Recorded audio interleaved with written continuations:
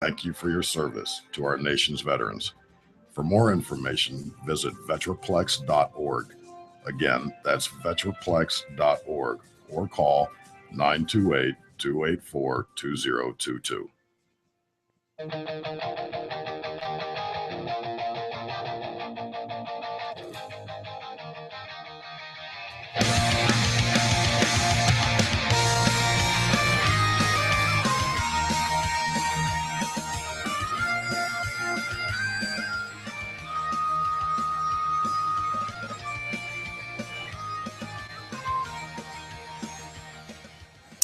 And we are back with JD's Rockin' Sports. And just kind of finishing up with some of the baseball talk. We do have Miss Veronica Harris on the line as always. Veronica, you still there? I'm right here. Awesome. Well, kind of wrapping up the this part of like the baseball talks and everything. But Veronica, some final thoughts on anything that you want to add with what's going on over in Spanky territory or any of the teams over there? Stop calling them the Spankies. It's disrespectful. My bad. How many trophies do they have? Okay. Well, this century, one. Total. They have 27 World Series championships. Yeah, that's a lot more than that other team with the funky colored socks. Yeah, that's fine. You went 100 before 1975, but none since then. That says a lot about you right now. I could tell you what's wrong with the Yankees. They're idiots. You got a guy named A-Rod on the team. What? Yeah, he has nothing to do with it. It's a curse. He has nothing to do with it. It's not the A-Rod curse. He actually helped them win their last championship. Like you blame Kobe. Do you think Kobe I don't blame Kobe. Just him being around the team. Are you talking to Veronica? No, I'm talking to anyone. Oh, because I don't blame Kobe. And he doesn't blame Kobe either. He said I blame Kobe. So me and Brent are on one side and you and Veronica are on the other side. I also blame A-Rod. I don't blame A-Rod at all. Look, I'd pay that guy to go play for the Saskatchewan Blue Whales. Look, I again, not a fan of the Yankees, not a fan of Alex Rodriguez, but the truth of the matter is, whether he was on steroids or not, he still helped them get to where they're at. And without him, they wouldn't have won any World Series this century. Regardless, they wouldn't even have made it there. Well, no, because they won. Yeah, I'm pretty sure he got a couple MVPs in that time. Did he not? Look, I'll say this. I was a big A-Rod fan at first. So you're a bandwagon guy. No. Since he now everybody's back on his side and I'm against him. I'm the opposite. I don't know. I'm on his side because I'm a firm believer that once you serve your time, let it go. Anyway, hold on. That's why Pete Rose should be in the Hall of Fame. Stop this for now. Veronica, we got another guest coming up. So we'll have you wrap up. Any thoughts you want to say on anything? Kobe, baseball, football, any final thoughts from you? No, it's just been I missed you guys. It was like, God, it's been through like forever that I haven't been on. My mom was like, do you even work? Do you even do a show anymore? I was like, yeah, it's been, just seems that way. But I'm glad to be back. And look forward to doing some more and what the next year. And give me something to do. Like, can I have a assignment? You know what? You want one? I'll get you one. I'll get you a few. I'm actually gonna knock down their door and tell them to give me a. So I'm gonna get you one. Don't worry about it. We missed you too, Veronica. But yeah, absolutely. We do. We miss you. It's good to have you back. It is absolutely. It's been a while since I've been able to argue with anybody. So and answer my Facebook message. I'm updating the YouTube channel this weekend. All right, moving on. All right, Veronica. We'll see you later. Okay, thank you. Bye-bye. All right, bye. But as we're anyway, Yankees. This is rude. A-Rod, I blame him entirely. And if you have one of those stupid hashtag A-Rod or free A-Rod or return A-Rod shirts, you should light it on fire while you're wearing it. First off, A-Rod didn't have anything to do with how bad they sucked last year. Nothing to do with it. He saved himself probably some embarrassment sitting out that year. Nothing.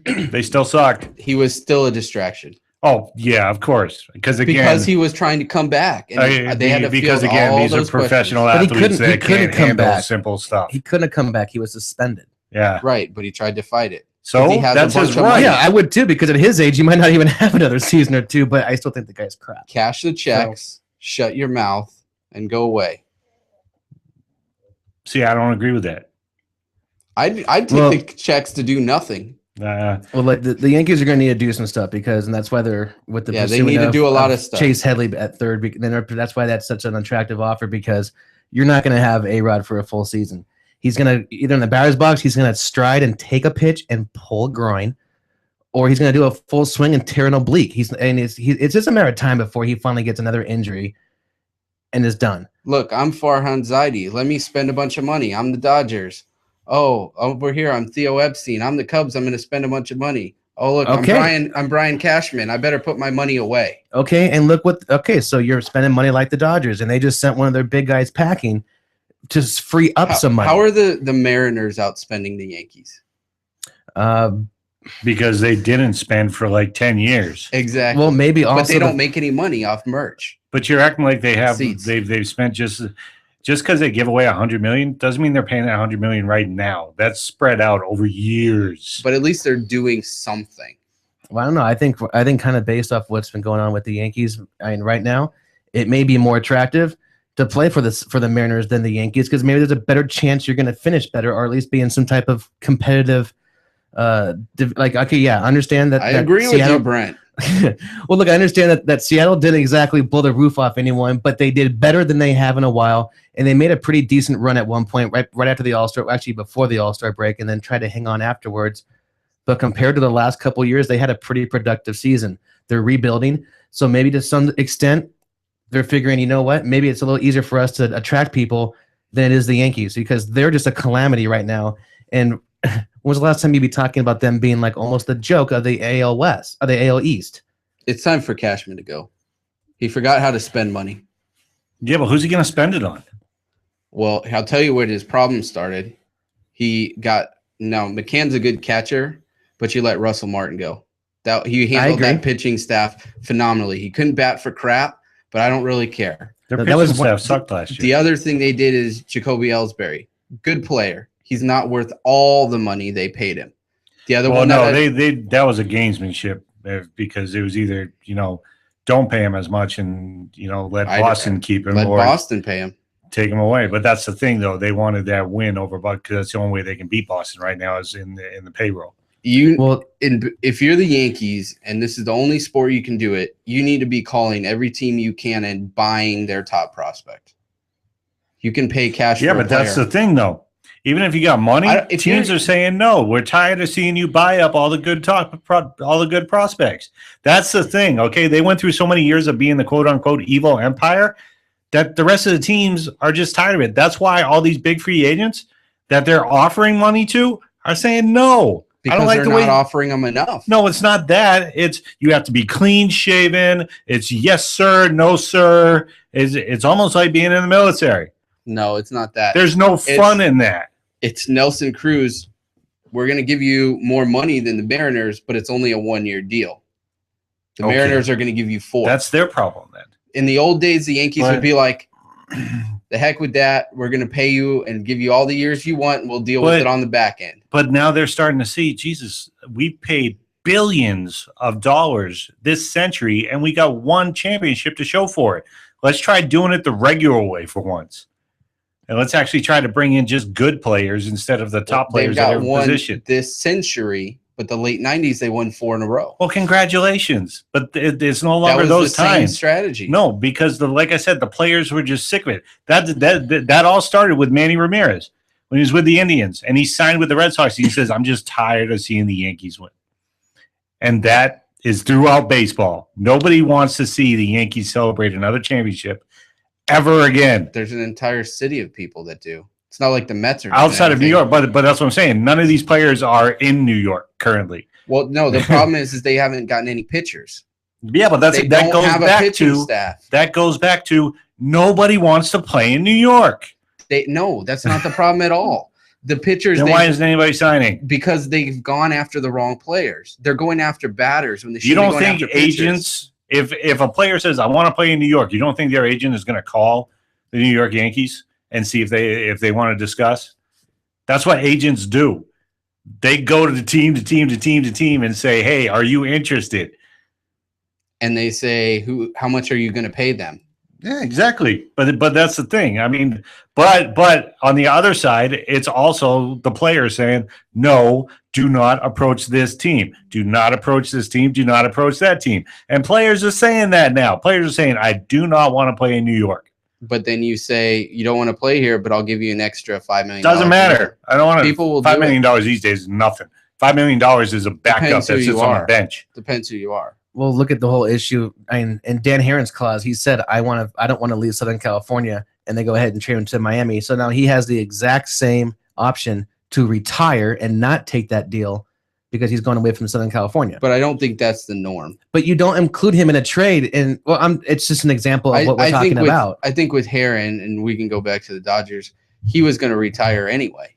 Yes, and so that's they but threw why him do you, in that deal just to kind of, hey, we're going to throw in this guy, but he may or may not play for you. And the Marlins, they don't care because they care about cap figure. They paid one guy, Stanton, so they can look like they're trying, and now they're done. But what they've done this in the winter talks is actually I disagree, because you go out and give Stanton this huge contract and you don't try and go out and get him any weapons. A lot of baseball analysts are talking about how the Marlins did an outstanding job in the winter discussions, because after securing Stanton for, I think, another 12 years, some crazy thing like that, they go out and they do get some pitching. They went out and got Latos as a trade.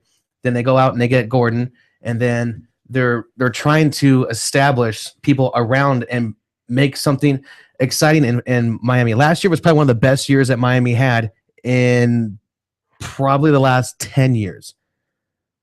And it was basically all because of Stanton. So now they're trying to, again, you said this, you need to put ass in the seats. Mm-hmm. So they're going out and getting some people. You people. don't have to say ass. Thank you. Family show. Terrestrial radio, you can still say ass. Read a book, Aaron. So, I mean, I think that's exactly what you have to do. They had something to come out for. Stanton's going to be ready. He's going to be okay when the season starts. They've gotten 2 pitchers to come in there and help. They're getting, now again, I don't know what their plans are. Who are their pitchers? Herron, he's going to retire. He doesn't count. No, they've already, no. I'm talking about what they're adding to the depth they already have going on. You could definitely say that they're in a rebuilding mode, because, I mean, yeah, prior to the Stanton last year, who did they have? They really didn't have anybody turning. I see this being a repeat of the Marlins when they won their 2 World Series. Spend. We got a world championship. Let's fire, sell them all, and lose for the next 5 years. Okay, well, look what the Dodgers are doing. Spend. Cannot get into the NLDS, and when even all that money they have thrown. So now with going, and we can even bring up, we were talking about the whole Kemp trade. They go ahead and they trade Kemp, but I don't agree to a team in their division. That I think was stupid. But right now, this is what they're talking about. They had the president's baseball operations. Society. Yeah, no, Andrew Friedman for the Dodgers. He comes in last year.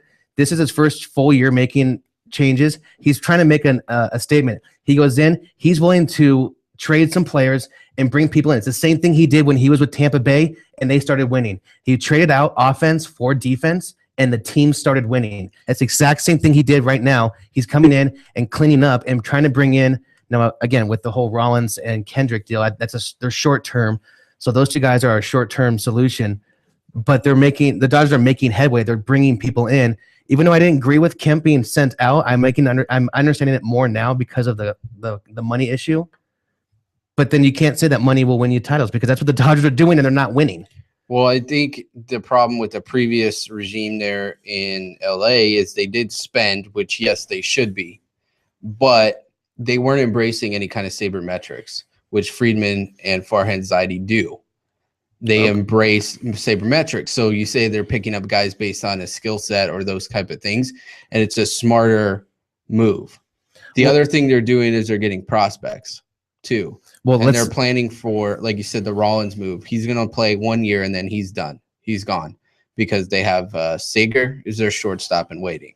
So he's going to be up next year. So that was a smart move on Rollins. Now, I agree with that. I heard the other guy they're targeting is Hamels, which is a good move. That is a plan B. And again, I mean, just if we were to talk about it right now with having Kershaw, Greinke, and then you want to go ahead and throw Hamels in the mix right there, that's a pretty deadly 1, 2, 3. Anywhere you go with a strong 1, 2, 3, you're almost again, you're just stacking the odds more in your favor with pitching.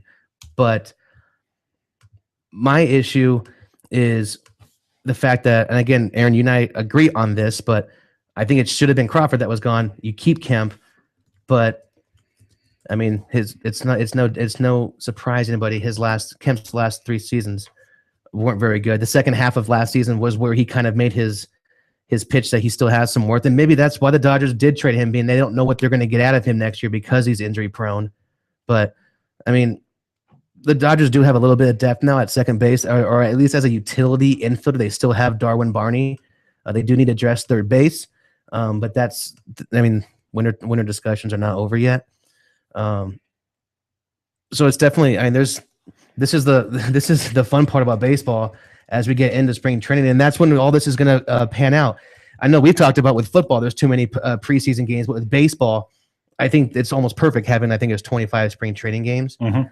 And this is when it's all going to come into play. And these when the teams are going to see, are these acts that we went out and did, are these trade clauses that we did, are they all going to pan out? And the spring training is going to, is definitely going to show that.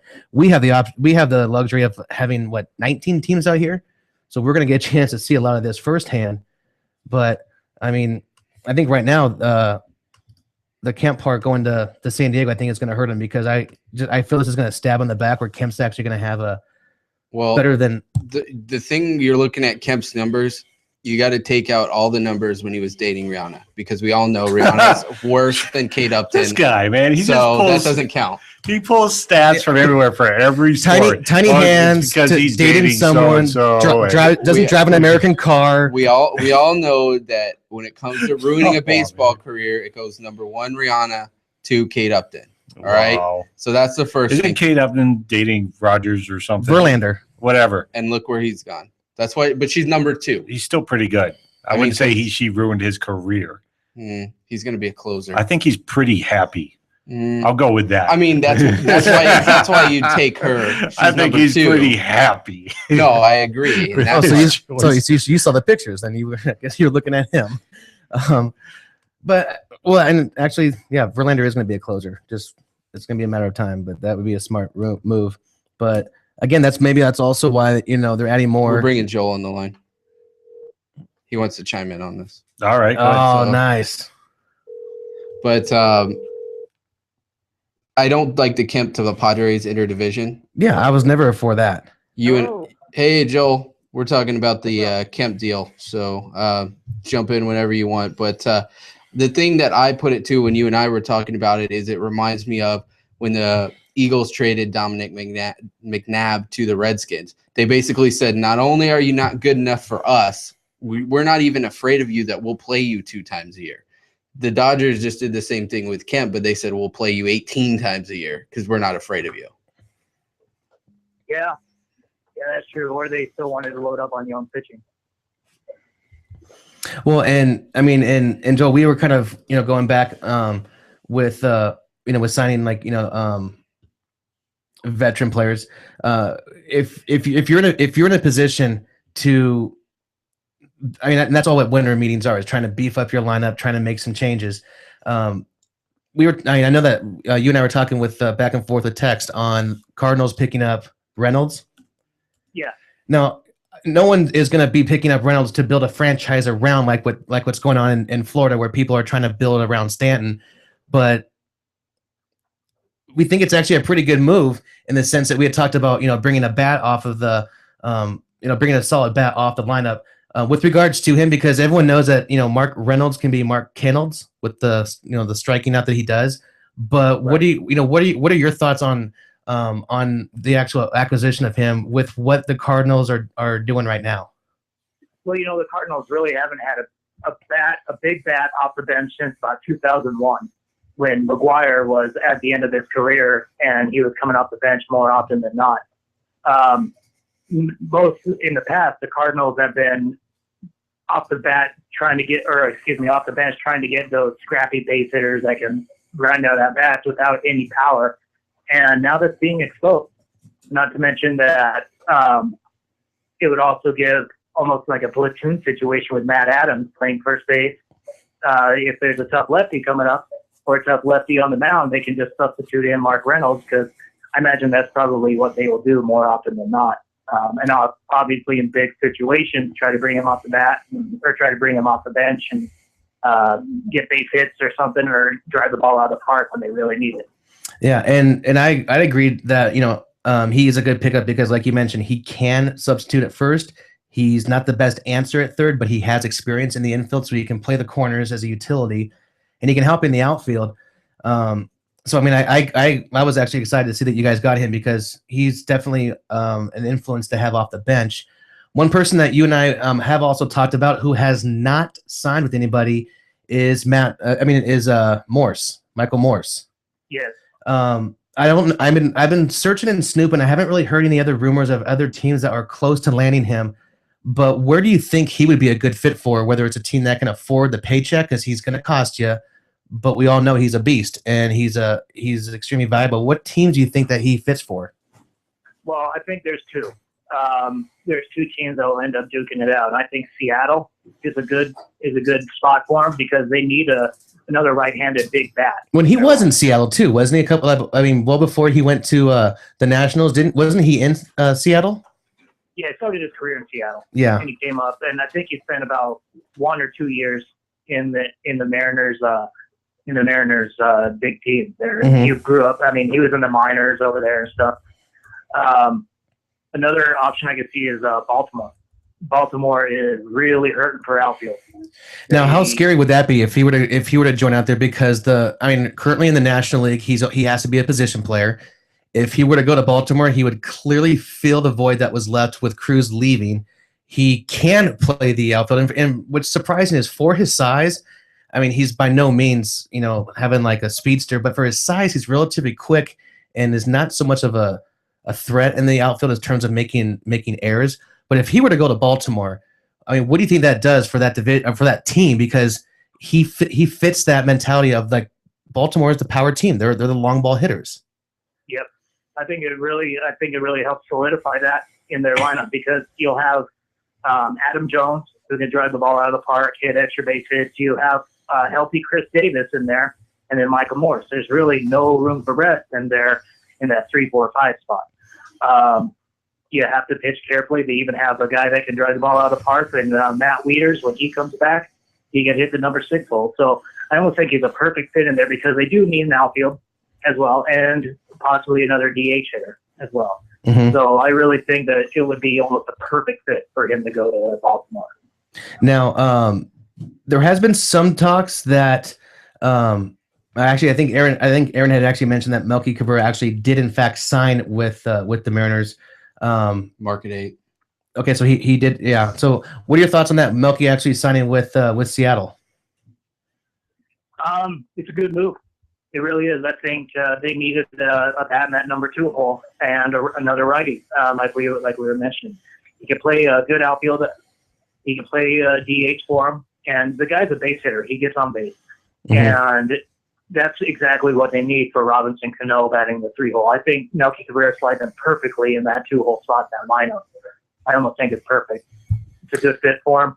I pegged him to be in Toronto. I thought the Baltimore or Toronto was going to do anything that they could to re-sign him, but Seattle, I mean, they're not shy about spending some money to pick up some of these big name free agents that are out there. Mm-hmm. Well, and so one rumor right now is, with the signing of Kemp in San Diego, I've been hearing the rumors that they are in hot pursuit with trying to get Justin Upton.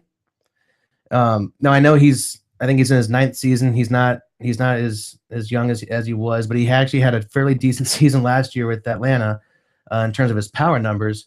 But if you see him going to San Diego, that definitely helps their outfield in the sense where if you're going to be having Kemp patrolling center and you go ahead and put Upton in left. But do you see that being a good fit, or do you see that? I mean, again, not every, we saw with Cespedes, I mean, he was a great athlete, but he brings turmoil with where he goes. Yeah. Justin Upton is a very emotional player, but what do you think about if San Diego lands him? I think that they would be in a spot to possibly contend for that division if they were to get him. But nowadays, you need at least 2 power hitters, sometimes 3, in your line to get, and then guys to get on base. Well, San Diego has a plethora of guys that can already get on base for these 3-4 power hitters in the lineup. So they just needed those power bats and getting Kemp. And then if they were to get Upton, they would be a scary team. They even have a young pitching staff that's solid. You know, they could actually contend, if not for the division, but for a wild card spot. That would be a big move. San Diego has the pieces. They have the young pitching that they can deal from that Atlanta seems to be craving right now. So I really think San Diego would be in a great spot to acquire him. And I wanted to, we will have to wrap up the baseball section in just a second as we head over to the martial arts. But one quick question. I want your opinion on this. I've been hearing some rumors that one of the reasons why Scherzer has not signed is he's kind of waiting to see what else is going on. They just got Cespedes from Boston. You know, do you think that he's actually waiting to see what else goes on, or do you think he's just not getting deals that he wants to be offered? Well, it's almost a typical Scott Boras, who's his agent. He waits forever for people to sign. He wants to see where the other market goes. You saw John Lester get that 6-year, $155 million contract with the Cubs. I think he's going to be wanting to get equal to that, if not more. And that's what Scott Boras does, his agent. He just waits for the market to work out. He's probably not getting the offers that he wants from the teams that he's visited with. I've only heard just a handful of teams that visited with him, but they just don't want to, he just probably just doesn't want those offers yet. He wants something around the John Lester money, if not more, or more years somewhere where he can end his career. And I think that's what he's holding out to get it. Mm-hmm. Yeah, well, yeah, I mean that's good stuff, and we definitely we always appreciate your insight on baseball stuff. We are going to be heading to a break. We are going to be coming back with Joel, who is on location right now at the UFC matches. So we are going to take a quick break. Joel, you hang out with us because when we come back, we are going to be discussing UFC with you. So everyone, stay with us. Word. Everyone's going to need an attorney at some point in their life. I'm no different. Hey everyone, it's James from Vets On. Whether it was my last will and testament before deployment or my ongoing custody battle for my children during my divorce, I needed help, so I lawyered up. If you need help, I urge you to contact Capstrom Law Firm. Capstrom Law Firm in Springfield, Missouri services clients throughout the state in criminal law, personal injury, and family law. With over 13 years practicing law, Tom Capstrom understands both law and court procedures and how stressful they can be. Let Tom Capstrom Law Firm and his dedicated staff take the stress and worry out of a difficult situation by calling him today. We feel so strong about the work that Tom and his staff are doing that he'll be a monthly guest on the show. Tom is a veteran and a listener, for God's sake, so you know the guy is solid and will fight for you. Give Tom a call today by calling 417-864-0552 or email Tom at capstromlaw.com. And don't forget to tell him that Vets On sent you. The choice of a lawyer is an important decision and should not be based solely upon advertising. Breaker 19. How about that bandit? You got some ears on, son? Have you ever wanted to be a truck driver? If so, pay attention. If not, pay attention anyway. Southwest Truck Driver Training offers everything you need to get started. You can get hired before you begin training. They've got GI Bill approved training facilities, day, night, or weekend programs to fit your busy schedule. And if you have any questions, no sweat. They've got veteran supportive campuses with veterans on staff to serve you. And on top of that, they have lifetime job placement assistance. Put the pedal to the metal. Call Southwest Truck Driver Training today.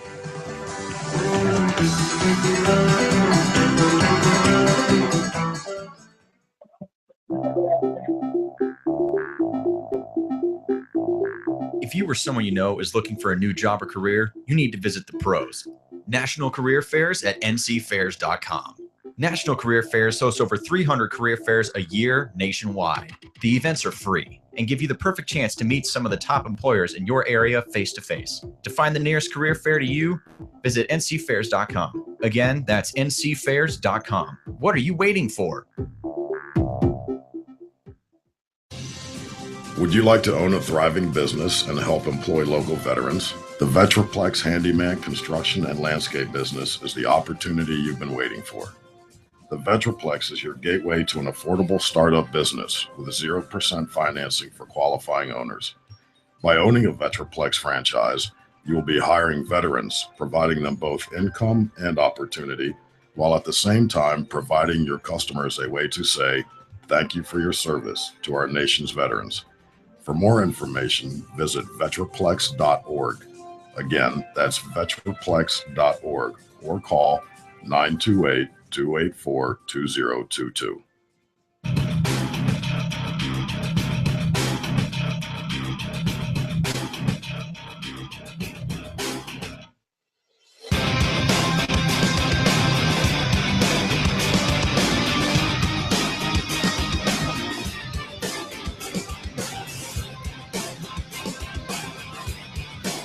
What?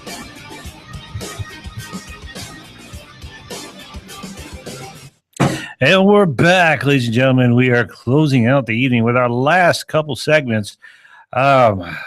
UFC. Some big fights tonight. We got Joel Chaney on the line with us. He is actually on location at the U.S. Airways Center. Joel, what matches have you watched so far, and what were the results? Right now, it looks like it's Anthony Burchek versus Ian Entwistle. Those guys, Burchek is a local guy, and it's still going on, actually. I think we're in the second round right now. So that's been the first fight. All right, outstanding. So give me a lineup for the rest of the card for today and your predictions. Well, it is actually the biggest card that the UFC has as far as weight goes. There are 3 heavyweight matches and 1 lightweight match. The first one, the main event, is Junior Dos Santos versus Stipe Miocic. The second fight is Rafael Dos Anjos against Nate Diaz, excuse me. And another fight is Steven Struve versus Gabriel Gonzaga. And then Steven Struve versus Alistair Overeem. And then Matt Mitrione versus Gabriel Gonzaga. So there's only 4 fights on the main card, which is unusual for the UFC, but it's still a pretty stacked card full of the heavyweight division. For the main event, it's going to be a great fight. It really is. These guys are going to stand in the middle of the ring and just bang. They're going to start throwing haymakers, punches. I think Stipe Miocic is on a roll right now. He is the number 4 ranked heavyweight. Dos Santos is the number 2, but Dos Santos hasn't fought in over a year, whereas this will be Stipe Miocic's 4th fight of 2014. So I actually see Miocic finishing Junior Dos Santos. I think he's going to pull the upset. And really the winner of this fight will get the winner for the heavyweight title between Fabricio Verdum and Cain Velasquez. So it is a number 1 contender fight here tonight. Outstanding. So who do you have in that fight? What's that? Who do you have in that fight? Miocic. Okay. Miocic winning. For the co-main event, Rafael Dos Anjos versus Nate Diaz. This is interesting because Nate Diaz is on Dana White's bad side. Nate Diaz has been out of the sport for about 4 years. He started complaining about money, and he started kind of bad-mouthing Dana White in the media. So Dana White said, okay, I'll bring you back, and you're going to face a number 3 lightweight who just finished knocking out 2 former lightweight champions. So it is quite an interesting story. I think Nate Diaz does have his work cut out for him. An interesting thing here is Diaz weighed in at 5 pounds over the weight limit. So he has to forfeit about 30% of his check to Rafael Dos Anjos. Wow. With that said, I see Rafael Dos Anjos beating Nate Diaz. I think it will go the full 3 rounds, and I think Dos Anjos he's just too powerful. He's working on his submissions. He's a great submission artist.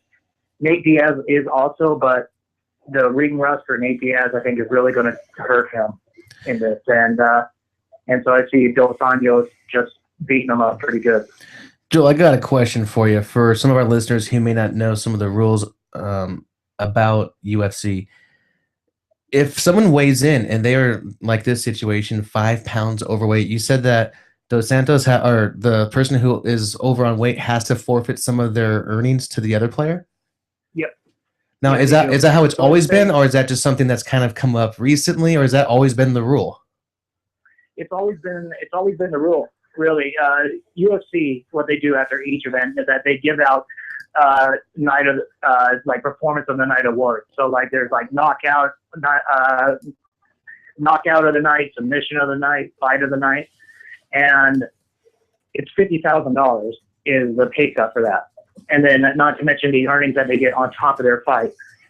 So let's say, for example, Dos Anjos and Diaz is the fight of the night. And so each fighter gets $50,000. Well, then because Nate Diaz weighed in 5 pounds over, he has to forfeit 20% of his earnings to Rafael Dos Anjos. Wow. It's similar Really, in Dos boxing, Anjos really too. he's going to get paid, and he's going to get a lot of money either way for this fight. And then Diaz, who's been complaining about money, which is funny, comes in, weighs 5 pounds overweight, and so he has to, so sucks for him, he's going to have to forfeit 20% of his check. Well, I mean, that's kind of ironic. He comes in complaining about money, and he comes in overweight. I mean, this is something that every single fighter knows about, right? Right. It's not. This isn't something that's just like, oh, really? I'm going to get penalized for being overweight. They're all told about this well in advance, like when they're signing up for MMA or mixed martial arts. If you're overweight, this is going to cost you. Yep. And it gets really interesting during title fights too. Is if a fighter weighs in overweight, they have 24 hours to cut that weight. The same, I guess, really for fight nights too. But when you are overweight by 5 pounds, it's really hard to cut that in 24 hours. So I guess Diaz still weighed in. I think when he weighed in today, he was 4 pounds over. So he only cut 1 pound. And then chances are he could really be bumping up to the next division, which is middleweight. So there is a chance that because he hasn't made weight, that he could just be bumped up to the next division. Because you are given a window of 1 pound minus or more. So, but when you are that heavy, there should really be no reason for that. So, and it's a sign of respect to your opponent as well. So I think that if Dos Anjos beats Diaz, I think he's going to be the number 1 contender for Anthony Pettis. And you said that you're pretty close. You got some good seats, right? Yeah.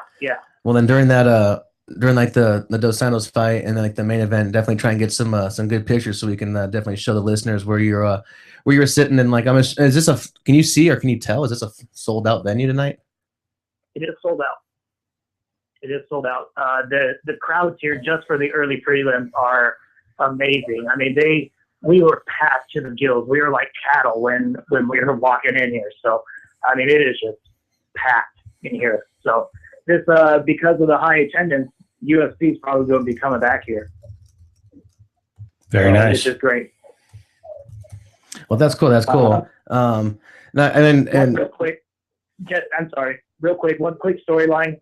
Steven Struve's coming in. He's he's almost 7 feet tall, biggest heavyweight in the division. But he's making a reappearance after a couple years layoff because of a leaky aortic valve and a large heart. He was supposed to fight in a pay-per-view a couple months ago, but he had a panic attack backstage and collapsed. So this is going to be a big event for him to come back. It's one of those feel-good stories for you.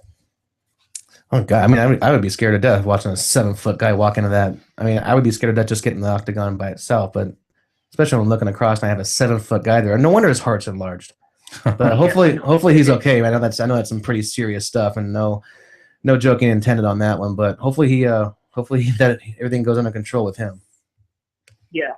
I'm hoping. I'm pulling for him. They do the monster when they fight him.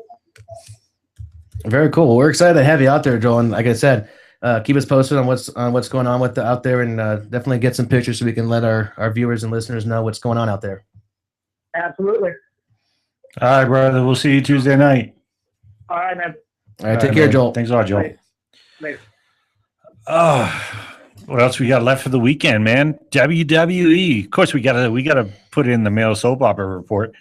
TLC. Yeah, Tables, ladders, chairs. we got to go from real fighting to entertainment fighting. There you go. TLC, man. This is actually one of the ones I really like because, well, it's actually some pretty good stunts going on. A lot of people think, oh, he just hits him with a chair or he just, throws him through a table. They have to hit their marks or you can really injure somebody. Okay, yes, it's all an act and a skip, but yeah, going off of that, if you're so much as maybe 5 feet out of position for something, if there's X amount of stunts or something's supposed to happen after each one, if you're in the wrong position, I guess that's where you got injuries coming up. All I know is I'm not jumping off a ladder that's already 4.5 feet up. Just the base is 4.5 feet up. And then the ladder is another, 12 to 13 feet up. And then they jump from that into tables on a mat that's only 1.5 inches thick.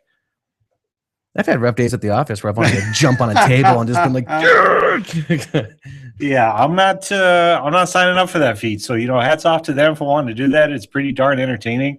I want to see them come back to like the fire matches and stuff like that. Remember where their whole ring is on fire the outside. Yeah. So every time you even throw them towards the ropes, the ring's actually on fire.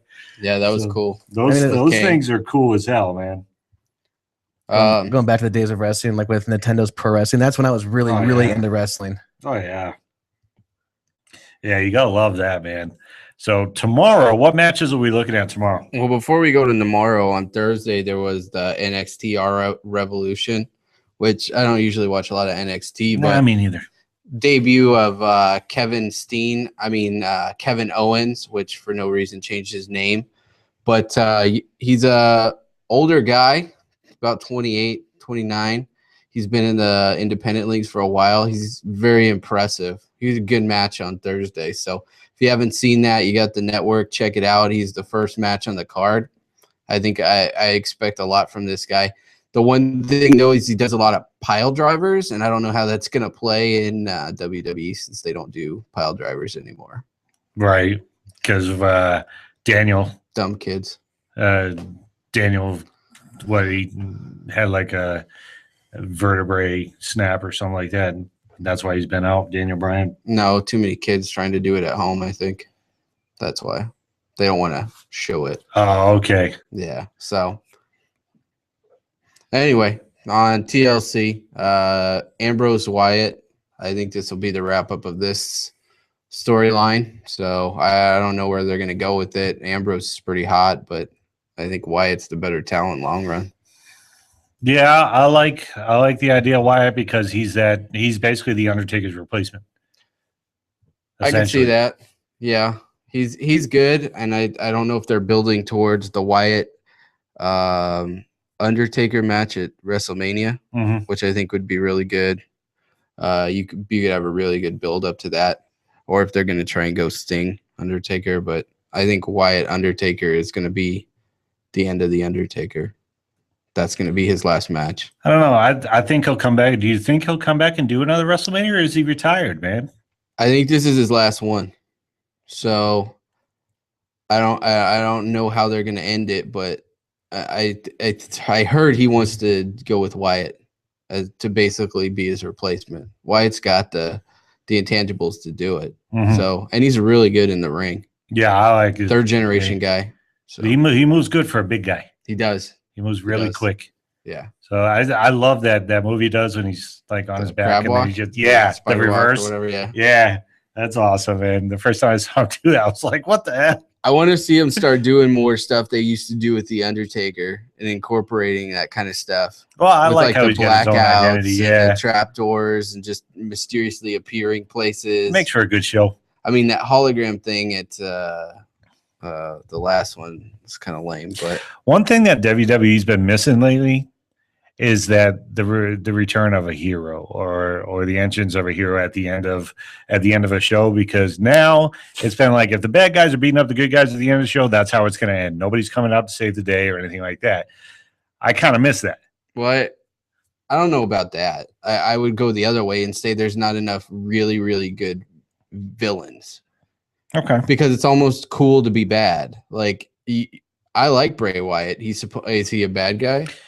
Is he a heel? Do you like Roman Reigns? Or not Roman Reigns, but Seth Rollins? I don't, but it's not because he's a heel. It's because I don't think he's that talented. I think he's kind of undersized too. Okay.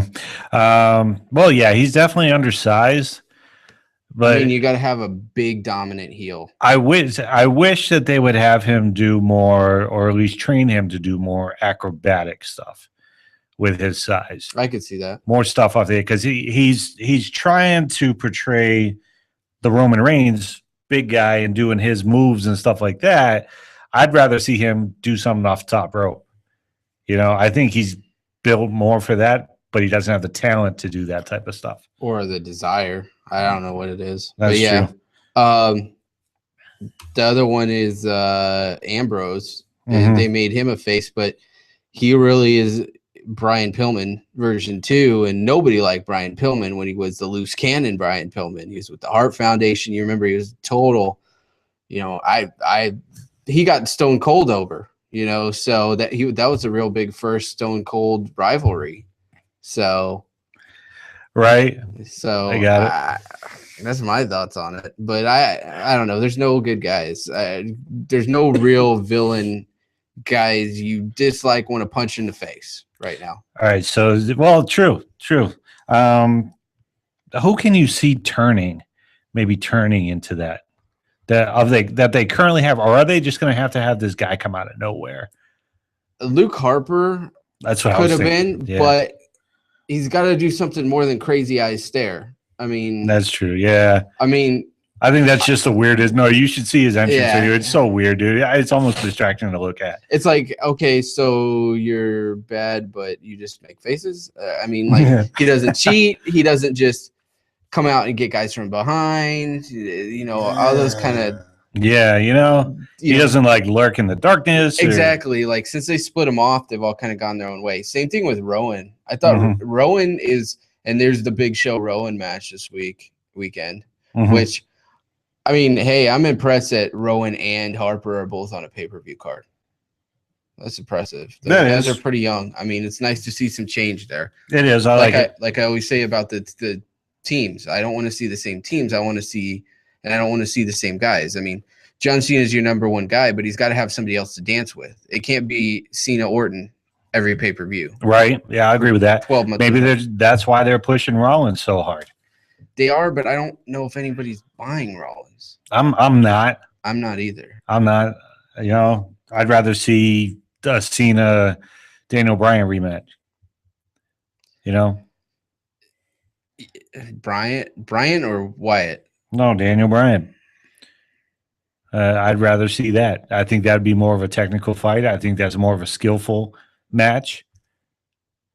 Bryan won't hesitate to go off the top rope. Yeah, I mean, yeah, he's hurt though. Yeah, I know. Rusev, I don't care. I've seen the Russian guy enough.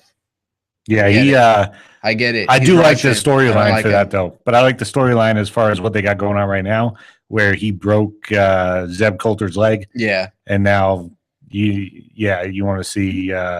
I get it. He's Russian. How many guys does he need to beat who are fighting for the USA? But I also like the fact that Big Show, Jack Swagger again this Sunday. Yeah. I mean, so what? But how many people are you going to put in the ring? How many people can you really put in the ring with him? I mean, Reigns isn't ready to come back. Well, Reigns is going to be your top guy eventually. Yeah, I can see that. He's going to be on top. But as far as villains, you got Rollins. Okay, great.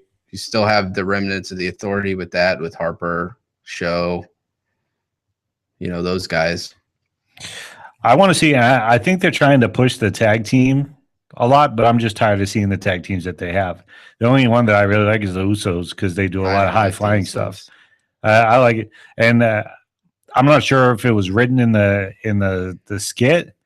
I think it was actually legitimate when he came out and just clocked Miz. I like the Miz. The Miz is a perfect heel. Yeah. He's perfect. He gets under your skin. Nobody likes him. He's annoying. He's a total jerk. He cheats to win. Yep. That's what you need to do. And that's what they need to take a page out of is you need to have Harper coming up and hitting Ziegler in the back with a chair before the match even starts, right? You need to have him interfering in that. You need to have all those kind of weird things that you'd want him to do to basically be a jerk. But, that's kind of one thing. We should run down the card and then take our last break here. All right, let's do that. So first, Ambrose Wyatt. I'm going to take Ambrose. I think I will too, just because he's the face. But I think it could go either way. Yeah. I'd like to see Wyatt win and then push that towards WrestleMania with Undertaker, though. That would be my call. Maybe, that would set up the bring back of the Undertaker. Yeah, because you could start having them interfering, start seeing the Undertaker cut footage, popping up randomly, that kind of stuff. So, Rowan versus Show. I think Rowan's gonna win. He's younger. He's got more longevity. They're really trying to give him a push. He's got the size. He's got the tools. But same thing with Harper. You got the sheep mask on. What are you going to show me? That's what I want to see. But, that's take the mask off. I like it. It's part of his character, but I got to see a little more personality somewhere. Yeah. So plus the mask is, for me, the mask makes him a villain. So yeah, that's what I'm saying. He's not a villain anymore, so don't wear the mask. Yeah. Yeah. Ryback Kane. Kane's old ass out there. Ryback. Wrinkly skin. Ryback. Yeah, Ryback. Even though he's dangerous, according to Punk. Who, Ryback? Yeah. Really? That's what he said. He missed the table when they were supposed to do it at TLC. Wow. And he got injured. He missed it on him twice. Oh, my God. He's pretty solid. Mizdow versus the Usos. I got the Usos. I think this would have been better as you were saying you wanted to see a Hardy's, Edge and Christian, kind of Dudley Boys 3-way ladders match. Right. I think they should have done that with Golden Stardust. Yeah, I could see that, and then absolutely, that'd be a great match. Or even put the belts in the air, or even a 4-way if you want to push them. Oh, that'd be great. Matadores some more, and bring those guys out. I'm not a big fan of them, but I think that would have made this match better. How many times are we going to see variations of this? Like you said, the tag teams are great, but it's the same every time. You don't see that variation. So, yeah, I think the Usos will win it back, probably. Yeah, I think they got them set up to do it because the way that they have them hating on Miz right now, it's just, the good guys prevail. Yeah. So. Nikki Bella versus AJ Lee. AJ Lee. I think Bella will hold on. Do you? Yeah. I just think AJ's hotter. I do too, but I think you're going to see – you saw Charlotte on Raw, Ric Flair's daughter. Right, but I don't think that they would have given her the Diva of the Year award and then set her up to lose. I think they want to put some legitimacy on Nikki Bella, though. Yeah, I think because she's played the heel now, I think she's gonna have to do something to get back in the fans' graces. But then again, there's really no powerful heel anymore for the Divas, so maybe she'll continue to reign. Yeah, I could see that go that way. Rusev Swagger. I want to say Swagger, but I think Rusev will pull it off. My thoughts exactly same thing. They're building Rusev as this big guy. So there's no reason for him to lose. Ziegler Harper. I'm not as big Ziegler fan. You know that. Yeah, but I like he's got a lot of energy. If you want to see a long match and you want to see a lot of good, exciting stunts, Ziegler's great. He can take a beating. Well, for a long time I was like, why is this guy getting a push? I don't get it. He doesn't impress me in the ring. But then I saw him do some interviews, and he's very poised in interviews. He's a professional guy in that aspect. I don't like all the kickouts. I think it's ridiculous, and I don't think the multiple beatings every show or pay-per-view are necessary. It's kind of silly. But I see him winning this. Yeah, I could see that. They want to give it to him, and it's his second best title. So, Cena Rollins. I got Cena. Yeah, I got Cena. I just don't think Rollins has what it takes to be the face of the WWE right now.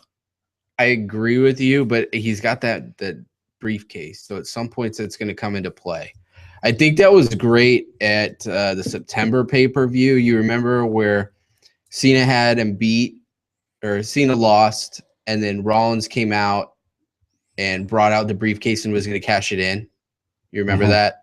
And that was a great twist, and they didn't finish it. So I think that's going to have to happen at some point. So I don't know if you're going to go back to Cena Lesnar at Rumble and do that same thing again. The other thing is Orton should be back soon. So I'm thinking 3-way match, maybe Cena, Orton, Lesnar, and maybe see the title change there. That would be interesting. A triple threat match. Yeah, that would be interesting.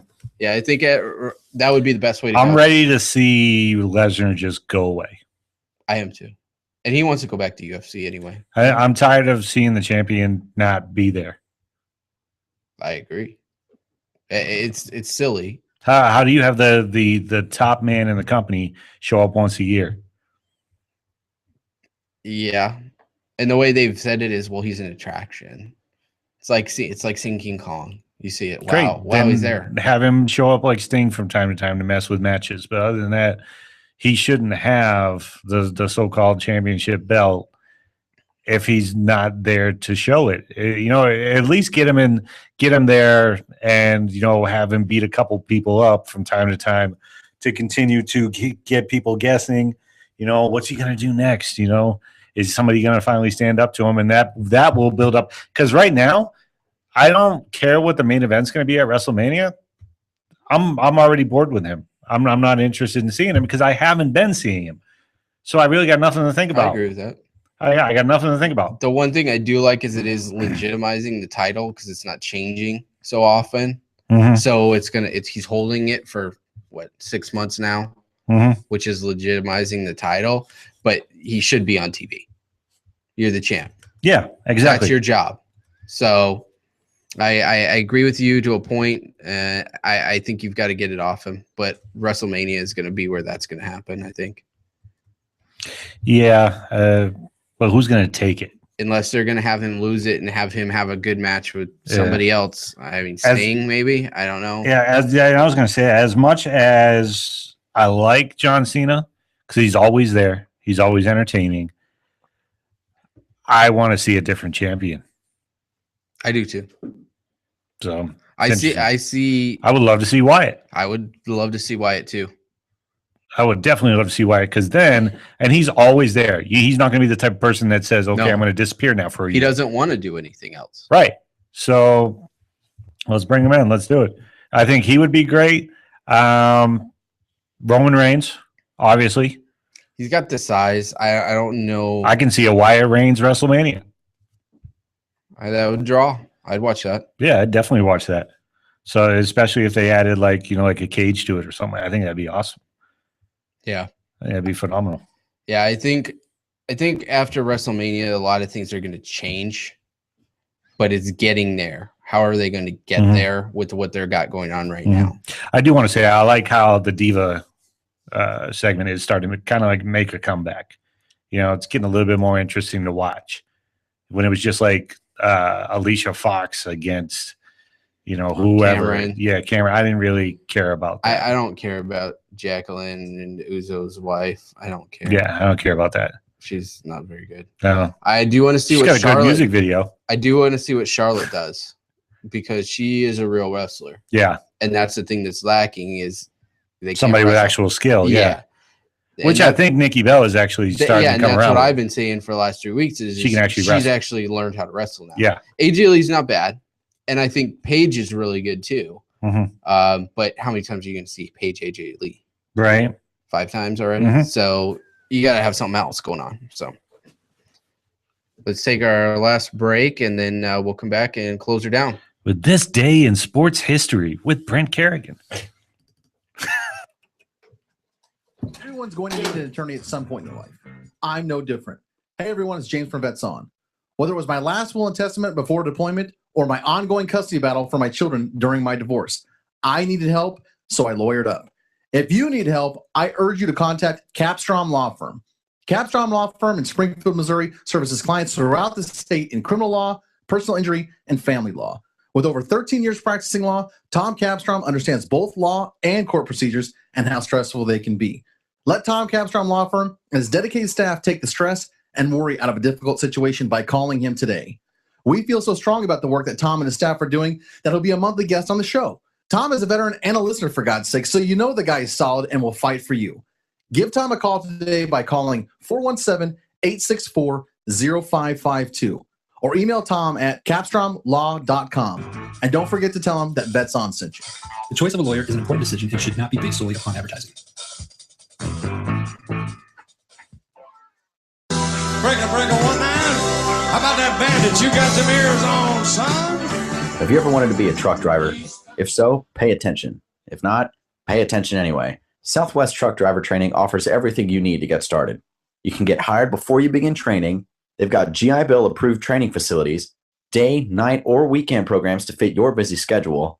And if you have any questions, no sweat. They've got veteran supportive campuses with veterans on staff to serve you. And on top of that, they have lifetime job placement assistance. Put the pedal to the metal. Call Southwest Truck Driver Training today.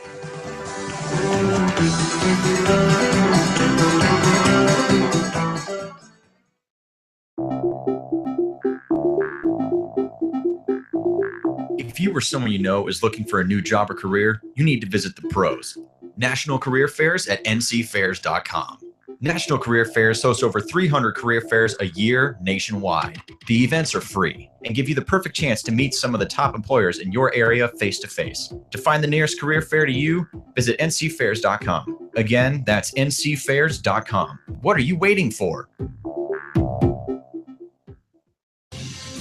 Would you like to own a thriving business and help employ local veterans? The Vetraplex Handyman Construction and Landscape business is the opportunity you've been waiting for.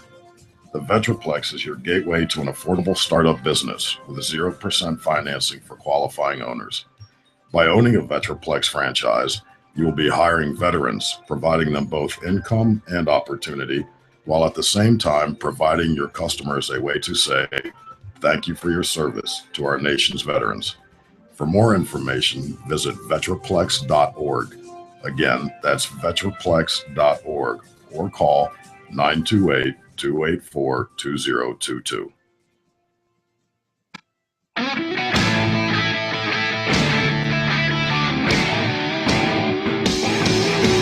Out of all the reindeer, you know you're the mastermind. Rockin, Rudolph, Santa coming far behind. Rockin, Rudolph, Santa gonna make it to town. And welcome back to JD's Rockin' Sports. Again, great. Rudolph is literally sprinting away right now. He is scared out of his mind after listening to that song. Well, we are back at the last bit segment here before we close out the show. Doing something a little different today. We are going to be taking a little look at today in sports history. So today is the 13th of December. Just got a couple things that have gone on that, and these are obviously in only chronological order, nothing by importance. So just kind of take a little rundown here. And this is all sports. So anything that's going on at this time, whether it be trades for off-season sports or anything. So we start with 1936. Going football here. The Redskins played their last game in Boston. The next season, the Redskins began playing in Washington, D.C. This day in 1936. Moving up to 1949, and this one, being a pitcher, gotta love this one. The American League rejected the revival of the spitball, which had been outlawed since 1920. Why? Sorry, Aaron, that is not here or in parentheses. You might want to look at the hashtag for the reader notes, but I don't know. Way to do your research. Oh, let's see here. Smartass, why don't you go try and find that? Anyway, back to 1956. You're supposed to know, baseball analyst, right off the top of your head. Moving on so we can move on. This one I actually love. Personal favorite here from a Dodger fan. 1956. Jackie Robinson traded from the Los Angeles Dodgers to the Giants for Dick Littlefield and $35,000 Robinson, instead of taking the deal, decided to retire, then put on the Giants jersey. 1966. I didn't know that this happened this early. Actually, 1966. The rights for the first Super Bowl were sold to CBS and NBC for a total of $9.5 million. Going to 1973. Detroit became the first city to receive a franchise for the World Football League. Again, I don't have any else to go off of that. I've got several questions based on these sports things. Well, this is just this day in history. These are simple facts. These are not segments. Let them go. Thank you. 1975.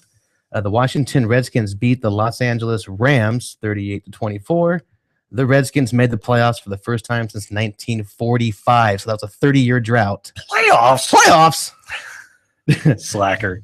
Moving up to 1983. I was 1 year old when this happened. I was 6. I was also 1.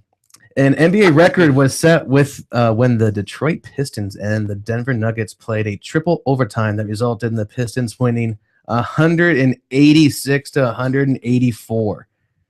Where's your defense? Holy cow! Yeah, come on, Kobe. Yeah, gonna take more shots. I'm not sure why I put 2010 with right in this place, but all right, because there's still later dates after it. 2010, the New York Giants and Minnesota Vikings played at Detroit's Ford Field. This game was moved due to the collapse of the inflatable roof. At Humphreys Metrodome. So I do remember that happened. Now back to 1986. This list obviously is not in chronological order. I'm reading it right from the list here. 1986. Dwight Gooden was arrested for with 4 friends after police officers stopped his car in Tampa. I believe there was some booger sugar that was in the car at that time. Gooden later pled no contest. 1995, and I gotta love this one because he's an ex-King. Paul Coffey. You gotta love that name, Aaron. That's my favorite player of all time. Oh, I loved him when he was with the Kings. But Paul Coffey did this with the Detroit Red Wings at the time, became the first NHL defenseman to reach 1,000 career points. That guy was a stud. 1998, Gary Anderson of the Minnesota Vikings kicked 6 field goals against the Ravens. In that game, Anderson set an NFL record for 34 straight field goals without a miss. Holy cow. 1998, we have 2 more. 1998, Marshall Faulk sets a new Colts records for total yards from scrimmage in a season at 2,090. The record was had been held previously by Eric Dickerson. And the final one at 2001 on this day and December 13th, Michael Frank Goodwin was arrested and booked on 2 counts of murder, 1 count of conspiracy, and 3 special circumstances lying in wait, murder for financial gain, and multiple murder in a connection with the death of Mickey Thompson. I guess if you're going to go big, right? So that's the long and short of it. That is this day in sports history on the 13th of December. You know what I'd say about that? That it's the 13th day of December when all that happened? Good way to cut it off. Yeah, that was very smart on that one there, Aaron. Very good. So that's all I've got to say with today in sports history. JD? That's it for me, man. I'm exhausted, and I still got to be here for about another hour or so. So Army Navy, what's the score? Army Navy. Army is currently beating Navy 7-0 with 2.5 left. Army has the ball. And they are they are driving. It is currently 4th and 1 on the Navy 30, and they will probably go for it if I know them. So let's see where they're at on that one. Come on, Army.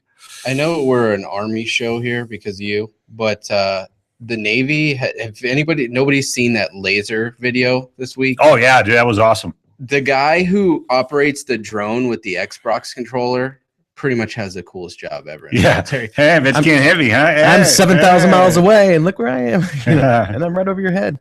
Yeah, that's pretty cool, man. That's pretty cool. So, but right now, Army shutting out Navy. Not only would it be awesome for them to win, but it would just be awesome if they not only won, but shut them out. That would be so cool. All right, ladies and gentlemen, we'll be back Tuesday night, 7:30 Mountain Standard Time in the PM. So, we'll see you later. You guys have a great weekend.